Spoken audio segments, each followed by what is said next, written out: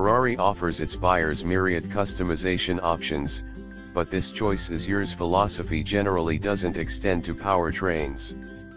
And yet that's what we have with the introduction of the GTC4 Lusso T, which offers a twin-turbocharged V8 rather than the GTC4 Lusso's naturally aspirated V12. The GTC4 Lusso, you'll recall, is an evolution of the pioneering Ferrari FF, the 2012 model that brought a shooting brake body style and all-wheel drive to the four-place Ferrari Grand Touring car.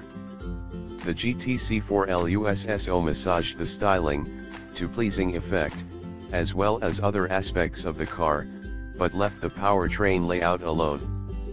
The Lusso T, which will be sold alongside the Lusso, uses Ferrari's twin-turbocharged 3.9-liter V8 seen also in the Portofino.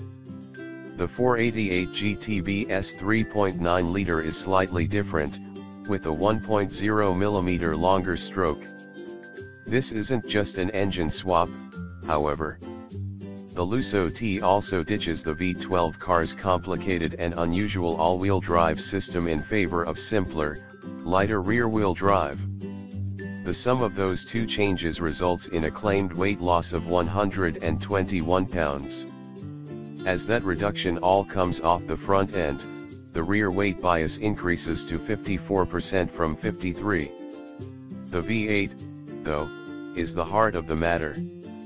Compared with the older, shorter stroke 3.9 in the California T, the flat-plane crankshaft V8 gets new pistons and intercoolers, a revised air intake, and a new exhaust system.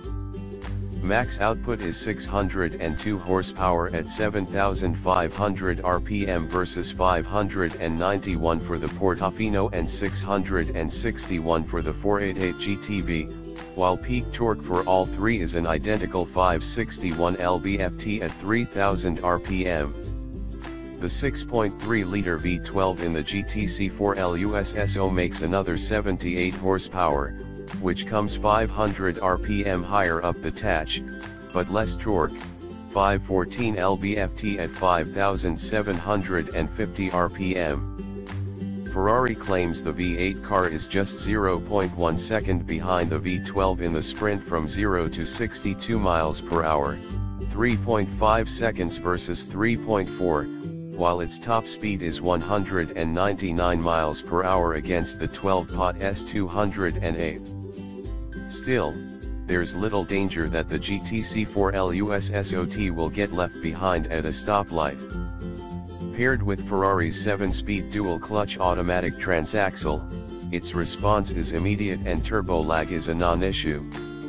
There's all kinds of power here, and without all-wheel drive to help get the grunt to the ground, a stab of the throttle at 50 miles per hour or even quickly jumping out into traffic is enough to give the traction control a quick workout. At any speed, frenetic acceleration is just an ankle flex away. This car loves to blur the scenery. It's hard to imagine the Lusso T driver is giving up much compared to the pilot of the V12. There are more subjective measures, however. Ferrari points to the V8's flat-plane crankshaft and equal-length exhaust manifolds as key elements in delivering an exotic wail despite the muffling effect of turbochargers. When the revs climb past 5,000 RPM on the way to the 8,000 RPM red line, the engine delivers that exotic Ferrari sound. Below that, however, this engine is fairly muted, and the exhaust note is more mundane. The Manettino selector's sport setting opens a flap in the exhaust, but the note seems to change only under light throttle cruising. Come to a stop, and the engine goes silent. This is rectified by switching off the standard auto stop/start via a button on the windshield header. Ferrari says it wanted the lighter, rear-drive Lusso T to have a sportier feel than the V12 model and that it reprogrammed the electronically controlled dampers and four-wheel steering system accordingly. That may be the case, but we suspect that where any such differences become evident is far outside the realm most drivers will experience every day. In our roughly 150-mile drive in New York City and its northern environs, we found a GTC4Lusso T to be very much a grand tourer. To start with, the car is exceedingly comfortable. The magnetor-helical dampers do a superb job even over the beat-up pavement one finds in Upper Manhattan and on the major Deacon Expressway in the Bronx. Switching between comfort and sport modes has little effect on the ride. The helm is light. There's an immediacy to it that may be due to the four-wheel steering. At higher speeds the rear wheels turn in phase with the fronts, or the rack's ultra-quick 2.3 turns lock to lock.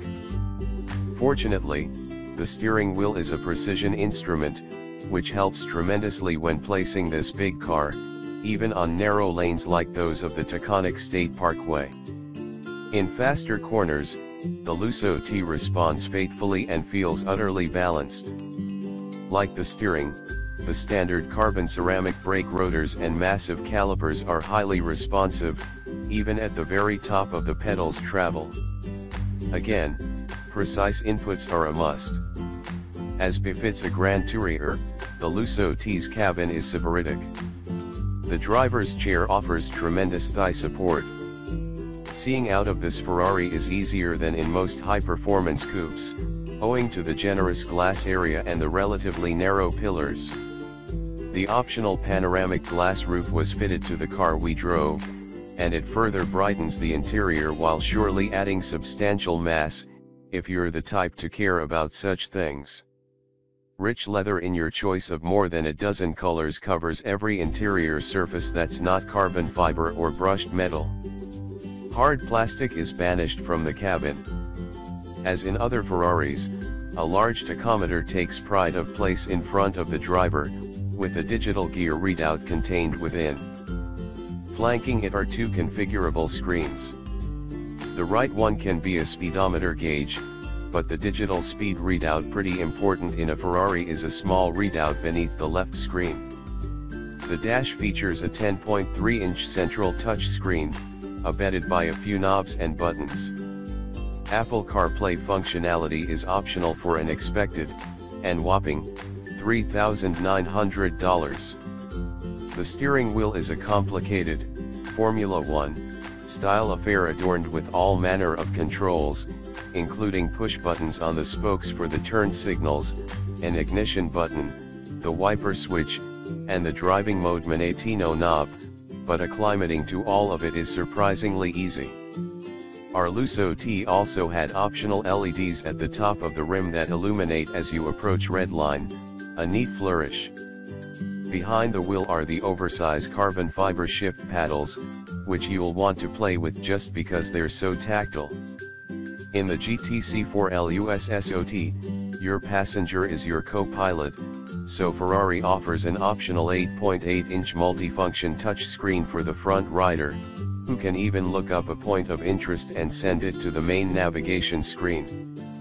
Ferrari has carved out a bit more rear seat legroom than in the FF, although the wheelbase is identical, and a 6-footer can wedge in behind a similarly sized driver. Just don't expect much wiggle room. The rear chairs are comfortable, though, and offer a decent view out. The seat backs fold to expand the cargo hold, perfect for a couple who don't understand the concept of packing light. Note that a Ferrari, even a GT like this one, is still a car you actively drive. There's no semi-autonomous, self-steering capability, there's no lane keeping assist, no automated emergency braking, not even adaptive cruise control. And yet, despite the march of technology, this approach seems appropriate here. This Ferrari is a car you'll enjoy driving. But would you enjoy the V12 more? Perhaps.